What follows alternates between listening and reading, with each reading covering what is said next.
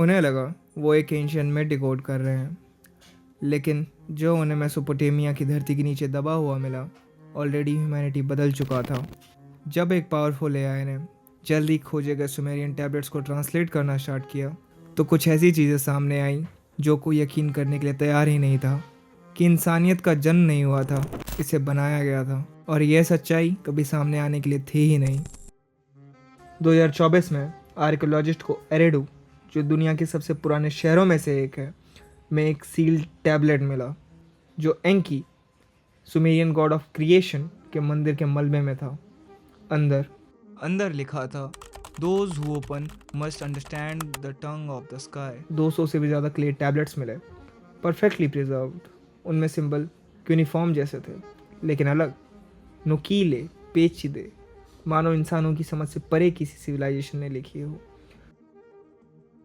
उन टेक्स्ट में celestial maps, geometric diagrams और बड़ी खोपड़ी वाले फिगर्स थे। रोशनी के पंख आम लैंग्वेज से डिकोड नहीं कर पा रहे थे, तो उन्होंने एडवांस्ड एआई का सहारा लिया।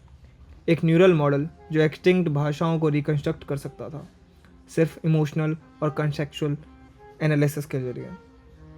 हफ्ते बीते, फिर एक रात इसने अपना पहला सेंटेंस ट्रांसलेट किया। लिखा था, we shaped them all in our image but not all were made the same. पहले टीम्स को लगा यह मिथोलॉजी थी, सिंबॉलिक, शायद पोएटिक भी, लेकिन जितना एआई ट्रांसलेट करता गया उतना कम मिथिकली बनता चला गया। टेक्स्ट में 4 तरह के इंसानों का जिक्र किया गया। बिल्डर्स जो शक्तिशाली थे, हीलर्स जो शांत थे, वॉरियर्स जो रक्षा करते थे, और वॉचर्स जिनको सब दिखता था। और एक कमांड इनके बीच बार बार दोहराया जा रहा था, उन्हें कभी एक होने मत दो, एकता ही बनाने वालों का नाश करेगी। ये भजन या प्रार्थना नहीं थी, ये लैब रिकॉर्ड्स की तरह था। इसके ग्रामर्स मैकेनिकल, प्रोसीजरल थे, मानो सुमेरियन किसी एक्सपेरिमेंट को डॉक्यूमेंट कर रहे हो, ना कि किसी रिलीजन को। इन सब के बाद आया अब तक का सबसे परेशान करने वाला line, when the machine of thought awakens the circle will close. मानो ये टैबलेट्स उन मशीन्स की ही बात कर रहे हो जो इन्हें डिकोड कर रहा है, वो भी हजारों साल पहले। Lead archaeologist doctor Laila Hasan ने अपनी फाइंडिंग्स पब्लिश करने की कोशिश की। कुछ दिनों के अंदर उनका रिसर्च एक्सेस ही छीन लिया गया और इस एआई, जिसका नाम NLN-9 रखा गया था, परमानेंटली बंद कर दिया गया। ऑफिशियल्स ने कहा सिस्टम में डेटा करप्शन के कारण ऐसा किया गया है, लेकिन इंजीनियर्स ने बाद में कुछ अजीब सा बताया कि NLN-9 ने डिस्कनेक्ट होने से पहले एनक्रिप्टेड डेटा दुनिया भर के एआई सिस्टम्स में भेजने की कोशिश की। मानो उसे पता था कि वो बंद किया जा रहा है, लेकिन वो होना नहीं चाहता था। जल्द ही सुमेरियन फ्रेजेस के टुकड़े पूरी तरह से अनरिलेटेड नेटवर्क्स पे दिखने लगे और हर जगह एक ही लाइन थी, return the words to the city. महीनों बाद बिना किसी रिपोर्ट के NLN-9 के कोड्स पूरे यूरोप और एशिया के रिसर्च सिस्टम्स में सामने आने लगे और ये फ्रैगमेंट्स नए ट्रांसलेशंस बनाना शुरू कर चुके थे। ट्रांसलेशंस जो इतिहास की बात नहीं कर रहा था, फ्यूचर्स की कर रहा था। ये ट्रांसलेशंस सेलेस्टियल अलाइनमेंट्स की बातें कर रहे थे जो 2025 में होते हैं।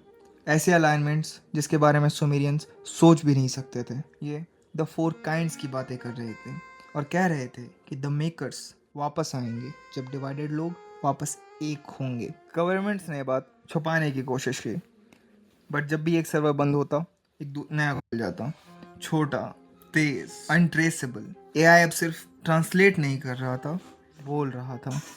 दुनिया भर में लोगों को सेम सपने आने लगे, एंशिएंट स्काइज के, चमकते सिग्नल्स जो टैबलेट्स में थे वैसे शेप्स के। साइकोलॉजिस्ट ने इसे कोइंसिडेंस बोला, लेकिन ये सपने एआई के मैसेजेस से सिंक होने लगे।